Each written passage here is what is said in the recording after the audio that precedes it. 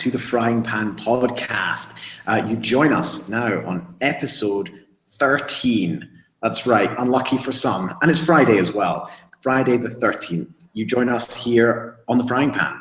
Unlucky for some, for me, it's another meaningless day in my meaningless existence as a teacher in southern Spain. And to be honest, all the years that I have lived up until this point, Friday the 13th has had exactly the same connotations anyway. But it's fantastic to be back. We've had a little break. That is due to a slight change in the moniker of the podcast and the theme, certainly.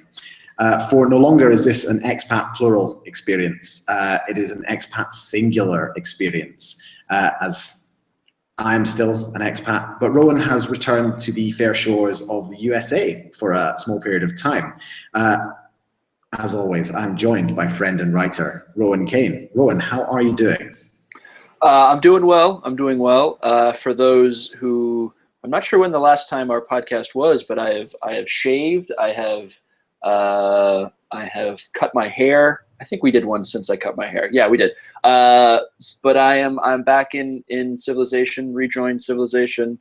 Not that I wasn't in civilization in Indonesia, but a different kind of civilization, I guess is the way to put it. Yeah, I'm hanging in there, trying not to go stir crazy in the middle of the woods here where I'm based. But yeah, things are all right. Thank you. How about yourself, Lou? Yeah, all good. We're enjoying an unseasonably hot November, which is fantastic. It's been same here actually. I thought I was going to get home and it was going to be freezing cold, and it was like 17, 18 when I got home. In the first weekend of it was absurd. It was very unseasonably warm, but yeah. And thank you for using Celsius for our British listenership. It was like 70. Okay. See, international podcast, we go on both sides of the temperature gauge. But yeah, here has been incredibly hot, and I drone on about this all the time because I'm fundamentally British and like to talk about the weather. It's been 24. It's been beautiful, really, really nice. Stuff has started to grow. So the scorched earth that preceded the sort of wet season, which lasted 2 days here, but it was really wet for 2 days, has gone, and there's stuff is growing. There's like hares, as in the kind of wild large rabbit things, roaming free around the countryside. You can go walking and hiking, and it's a very, very pleasant. And the price of beer hasn't changed, which is great. So that's also a sort of more consistent positive than the weather, which is in itself very consistent. So Rowan, you find yourself in Connecticut, am I right? Connecticut, yeah, Connecticut. Okay.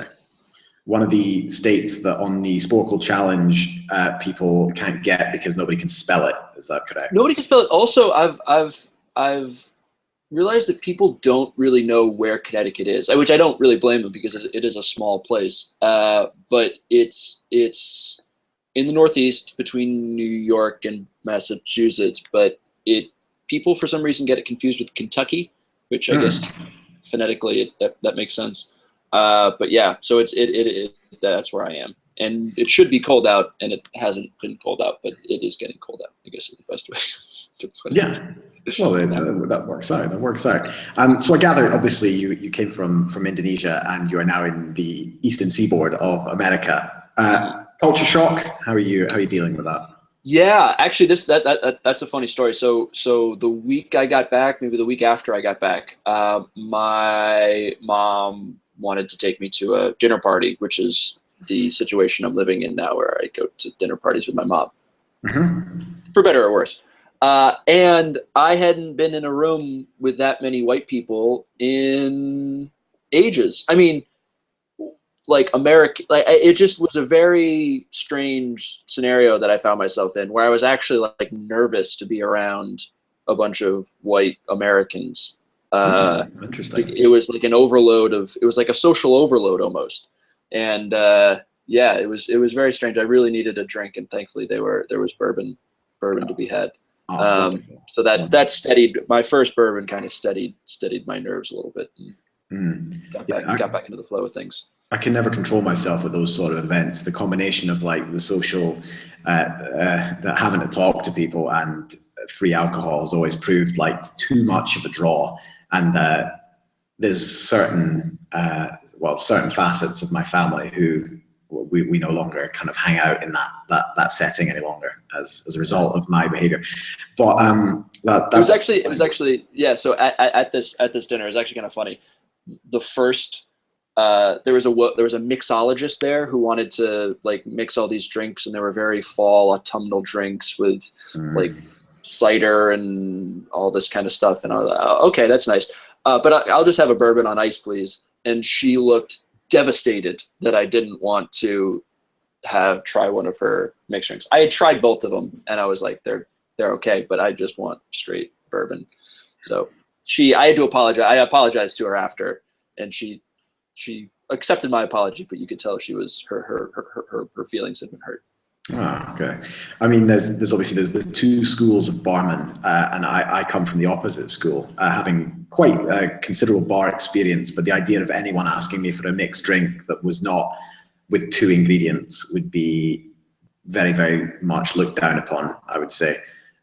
So yeah, there's those that do it kind of professionally, and there's those that do it professionally and enjoy what they do. So this was her this was like a hobby. I think she was like trying it out, like yeah, kind of as a fun little party trick kind of thing. And I was having none of it. So keep it simple. Keep it simple. That's the way I look at it. Yeah, beer comes out same way it goes in. It's a lot easier that way. There you go. Whiskey is a bit of a different quandary, but fundamentally it tastes great. So yeah, keep on going now. So yeah, fantastic. So you're back in America, and I gather you had an unusual experience traveling from Indonesia to the eastern seaboard of America, which is one hell of a journey. I mean, that's a real, just geographically, that's huge. Yeah. I'm not sure you could actually make it much huger than that. So the flight that I was on was only 24 hours. If and when I go back, the return trip is like 40 because of a layover. But this was on China Eastern Airlines, and I don't think I've mentioned this in a podcast before. But so very, very reasonable airfare, actually cheap airfare. $185 return, which is for a 24-hour flight is very good. My God, like, $185 to go from Indonesia to Connecticut and back. 850. What I said? 185. Okay, no, I said. Excuse me. $850. $850, not $185. $850, which is about 600 quid. So it's still reasonable, but not as absurdly priced as that. I like that. If you're going to come, I'm assuming if there was going to be any complaints about the service at $185 to fly over the Pacific Ocean, I would be willing to hear it, unless it was in a C-47 or something like that with no floor.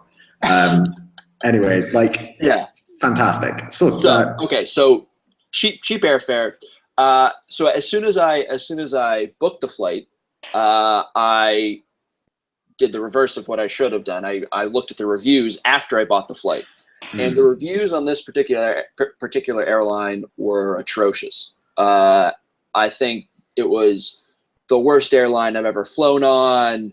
We were lucky to stay in the air. There was nothing to do. Like, the food was shitty. It gave me food poisoning. Like, I almost died. So I went into this flight with extremely low expectations. So the first flight was from Bali to Shanghai, and then Shanghai straight to JFK. So the Bali to Shanghai flight was 8 hours overnight. So saw the sun come up, saw Tuesday morning come up on flying Bali to Shanghai, and there were no personal TVs in the flight. And for an 8 hour flight, like, that's a long time to not have something to watch. And they also wouldn't allow phones, even if they were on flight, airplane mode to be turned on. So it was a very weird situation. But got through that, and had some space to stretch out. So it wasn't the worst flight I was on. Then the flight from Shanghai, which was as foggy and muggy and like gross outside as you can imagine. Like they're not shitting you when they see like smog covering everything. It was dire. Flight from JFK, or from Shanghai to JFK, went like over the pole, and it was like 12 hours. And I was trying to sleep because, again, we're going over, it's like a nighttime flight. So I'm trying to sleep, and I'm in like right on the aisle in the front, not in the front, but like in the, where there's a lot of leg room. So that was nice. But I'm leaning back, and there's a stereotype, fair or unfair, of Asians that they can't drive. Okay. And now I'm not sure I prescribe. I do prescribe to that. If there's Asians on the road, you just keep an eye out. So, and I think this has to do with the idea that space is different. Like spatial recognition, spatial awareness is different for Asians than it is for Westerners. You could certainly make the argument that they live in sort of closer. Right. Yeah. Right. The number of times I was bumped by people, or people touched me, or people touched the TV screen, because we'd have a TV screen on this one, in front of me, it was every 5 minutes someone was bumping me, or someone was bumping my leg, or someone was like using my shoulder as a handrest to go through. It was the most uncomfortable I've ever felt on a flight. Not for the seat, not for the air temperature or for whatever. It was because I was touched every 5 to 10 minutes by people that were passing by me. By the end of the flight, I was literally like glaring at, and I'm very easygoing. Like I don't get angry that easily. I was literally glaring at people, like telling them, why are you touching me? Why are you bumping me? Like, do you not realize this is my like personal space? Like, stay out of it. So yeah, that was a flight, and it was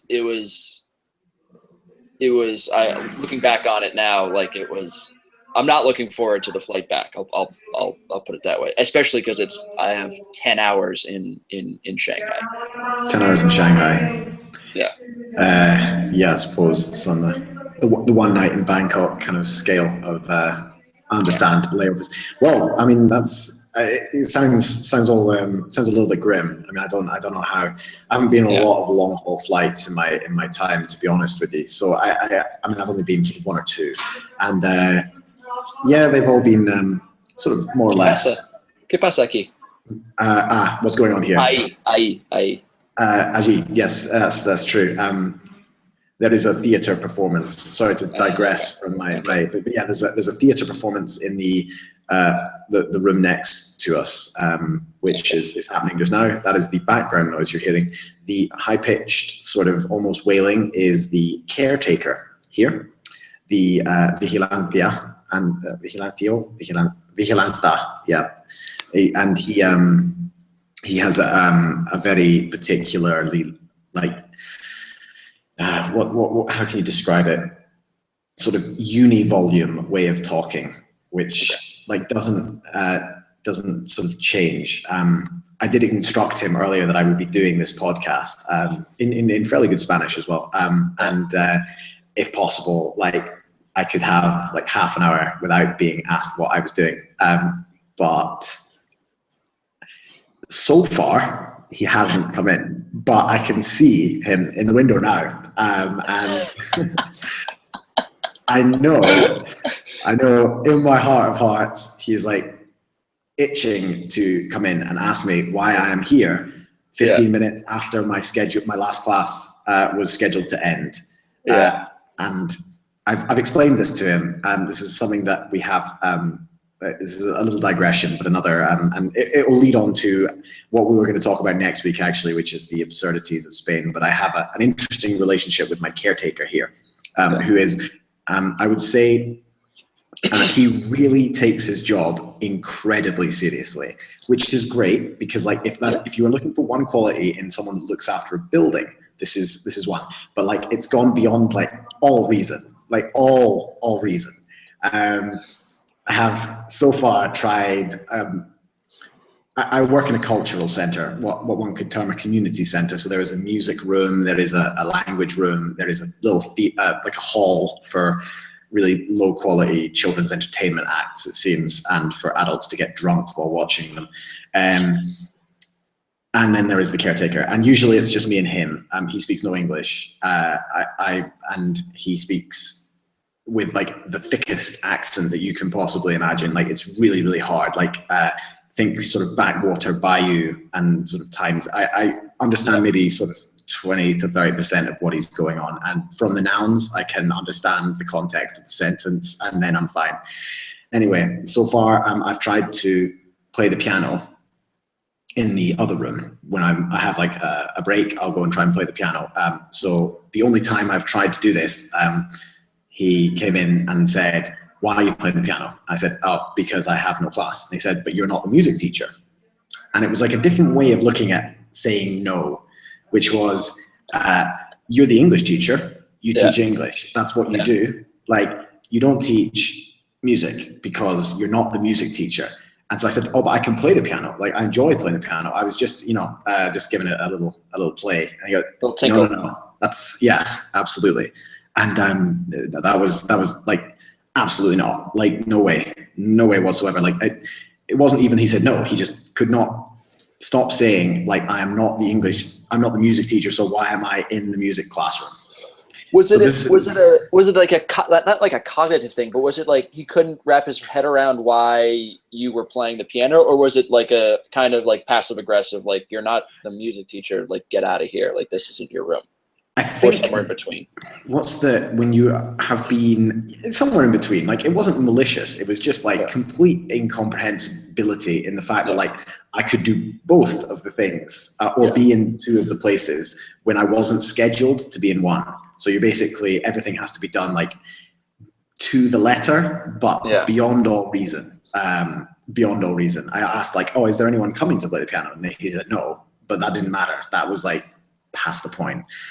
The other big issue I've had here is trying to borrow a computer mouse from the computer classroom, which is the other classroom. And that was akin to saying, we want to, I don't know,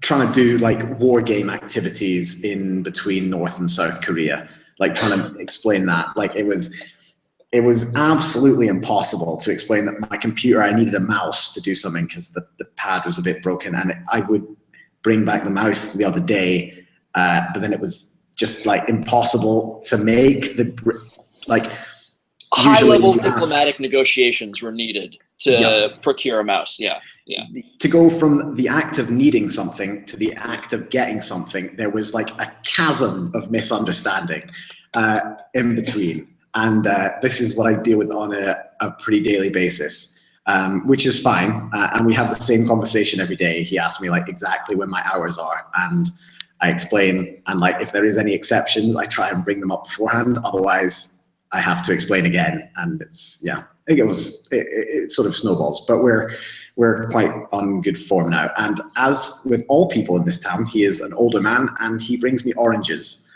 Which is good, continuing my fine tradition of not having sex with anyone who is a female and eligible, but getting given fruit by lots of old men here. So yeah, to conclude, that's all. That's all I have to say. Is there any update on the was it Luz's daughter? What was her name? The Carmela. What was the Packy's daughter? You mean Packy's daughter? Yes, Packy's daughter. Yeah. Anna. Work in progress, I think, but not. I mean, like, not that I've work in progress in that I haven't made any progress. Oh, okay. It's still in the planning stages. Still in the It's still in the like sit on a toilet and imagine it in my mind stages, Rowan. I've got to be honest with you. Like, so I suppose that's planning in the least. Yeah, least that's planning. That's planning. Oh, yeah. That's planning. Cool. Excellent. Yeah. Yeah. So we're going off that. Anyway, sorry, I do digress. I've kind of I've gone on a bit of a tangent, but that's fine. This is what this episode's all about. This is that's us what we're here coming for. back. That's what we're coming back. We're here for. I mean, well, so tell me, Ron, what's have you noticed anything? Obviously, the culture is very, very, very, very, very different.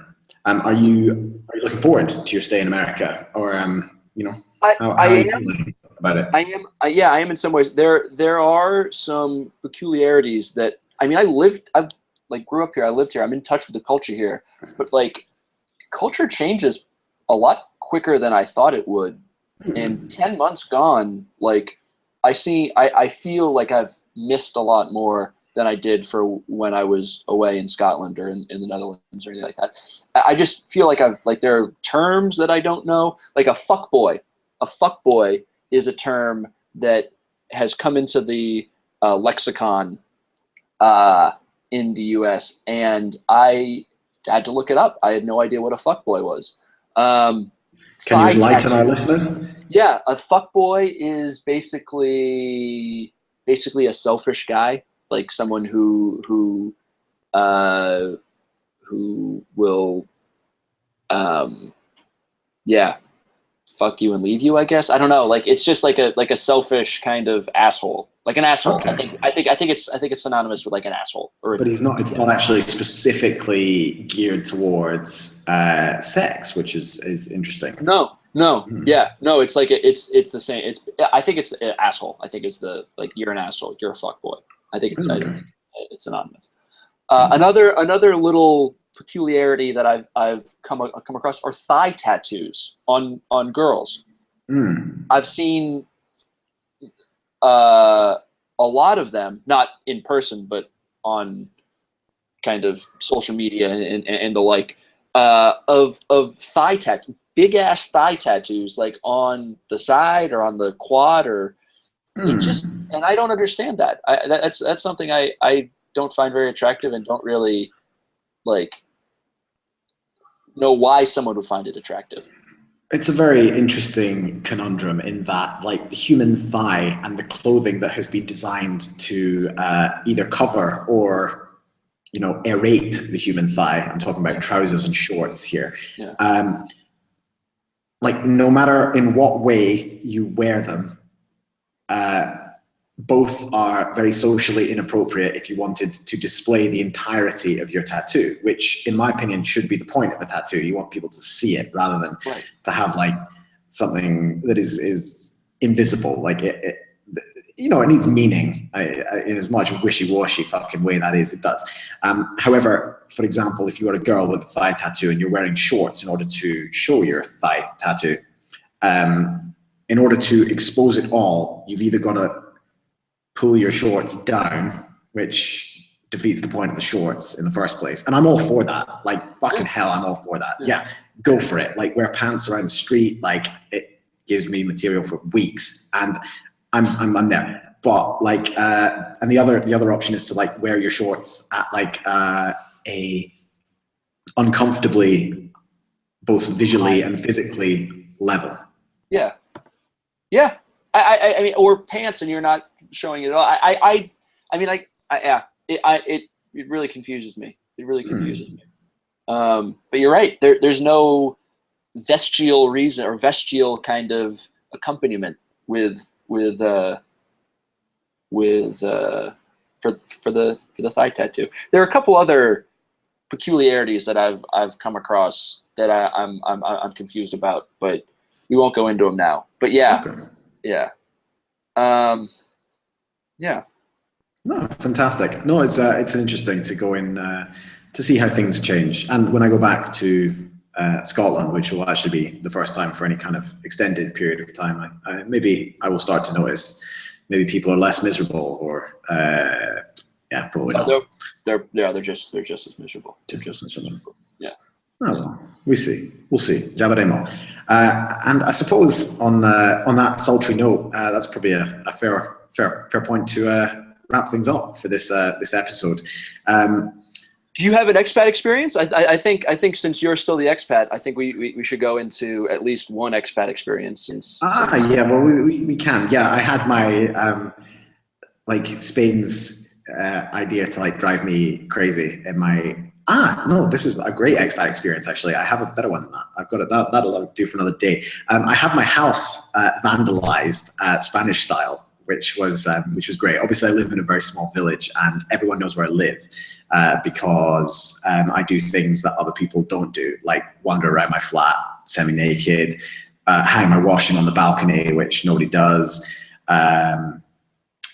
and leave my cleaning utensils like mops on the balcony. So last Saturday, as I was sitting and watching the Owen Wilson film, The Internship, which I can say in my own personal opinion was terrible. That can be done for a film episode. There was some loud banging on my windows, and I thought like maybe there's thunder or something. It was like very intense, prolonged rumbling is all I could describe it as. And I had no idea what was going on. I figured there was a storm outside, and I went out to have a look, and there was not a couple and not a mob, but like somewhere in between a couple and a mob, the kind of 6 to 7 people pelting my house with oranges, because now is orange season and all the trees are like ripe with oranges. So I had my house oranged, which is like the equivalent of, obviously in other countries, in Britain, in Scotland, we egg people's houses. I had my house oranged, which was very interesting, not least because one thing is, I mean, I guess a very unripe orange can do a lot of damage. Yeah. But if you can imagine where I live, I have 2 balconies, both with railings, similar, that act in the way of a basket. So when I opened the door, my balconies were awash with oranges, like delicious and very edible oranges, some of which had exploded, but like the majority of which remained completely intact. So I had all of these. I was subject to an act of vandalism that actually had a very beneficial ending for me. There was no cleaning involved. I mean, the broken ones I kind of just threw back off the balcony into the park below, and I was left with 50 edible pieces of fruit. They also smell as well. I mean, it was actually like, in terms of vandalism, if you're going to like cause any physical damage, use a brick. That's the classic thing. Use a brick. If you want to just be a pain in the ass and make them clean it, use an egg, or throw a fish if you really want to get creative. But fundamentally, eggs and stones are like the don't fix what isn't broken. These are the classics. Right. You want to do it. You want to egg someone's house. You egg it. Don't throw oranges. Oranges is. People like oranges in general. Not many people don't like oranges. It's like one step off throwing chocolate bars at your window. It's really candy. It's halfway to Mardi Gras. You're like throwing candy or beads. It's something that people enjoy. People get given oranges as gifts. I get an orange every year for Christmas. Like that's it's a gift. It's a thing, it's a done thing, and that was totally fine. And then I believe also yesterday, my house, there was an attempted TPing of my house, toilet papering, which also failed in its inception. One thing that I actually like, if I was given like that would be really convenient actually, like if someone could get some rolls of toilet paper to stick to my property, because it's one thing I never fucking have. And like with all the olive oil and paprika that I eat here, like it's something I need a lot of. And fundamentally, if they could have done a similar operation as the oranges the previous week, it would have been great, but they hadn't factored in Spanish architecture, because the houses are what we call, I think, Pueblo style. So there's not a lot of hanging eaves and things with, things upon which toilet paper could be draped. Yeah. So actually, it all ended up on the floor of the square below, which made my house look fucking mental. But there was, unfortunately, none of it made it inside. Yeah, Do you have an idea of who the perpetrators are? Yes. Yes, one ringleader who's I can't remember his name, but not my pupil directly. Okay. So that was I think no, he's not one of mine. Otherwise, I was nah. I mean, I wasn't going to kill him, but because obviously his actual act was almost an act of kindness. Yeah. So that worked out well. But yeah, I got a name, and I think the only way to solve this is to go street justice, kind of Charles Bronson style, and one day, or just try and shag his sister or mother or something like that. That would be good as well. That is in its own way a form of street justice. We will see. Yeah. I do not have a expat experience, but I have a homebody experience now that I am home, and it's actually a tip for television viewing, binge watching pleasure. Episode or a newish show, not that new, but 2 seasons out on Netflix called Peaky Blinders. It's about a gang of gypsies in Birmingham, and it is with Cillian Murphy and Sam Neill, who is plays a father figure in some shows. But he's the evil Northern Irish cop, and it's a good show. So I recommend it highly. But the tie into your previous expat experience was that there's a lot of street justice that goes on in Peaky Blinders, and it's a fun show. If I can take a piece of post-war Birmingham and put it in the middle of rural Spain, I will. Post World War One. Post World War One. Yeah, sorry, interwar Birmingham. Interwar. There you go. We'll see. Great. Hopefully, the sisters and the mothers thing will work out just nice. Yeah. That's what you really need. Well, it was great talking to you this week. Thanks for sorry about the delay in getting back to you, and it's good to get the pod back on track. Absolutely, we'll be back next week speaking about all things expat and non-expat, giving you the variety of life that you so crave. So tune in again. If you want to follow me, you can on my magazine, which has got plenty of new content up there at the moment. So check it out. Great content. Yeah. Very good content. Good work over there, you guys. Excellent. Thank you. That's at talkingsoup.com, or you can follow us on Twitter at Talking Soup Magazine. Rowan, how are people going to get in touch with you? At RLMKANE. The blog is a little dormant at the moment. I have a couple of topics that I want to write about, but I've been lazy and haven't written about them. So you may see some posts on there. You may not. You may see some posts from me on Talking Soup, depending on if I get my act together. So look forward to that. And once again, great talking to Lou. See you next week. Absolute pleasure. See you next week, Ron. Everybody else, see you next week. Bye-bye.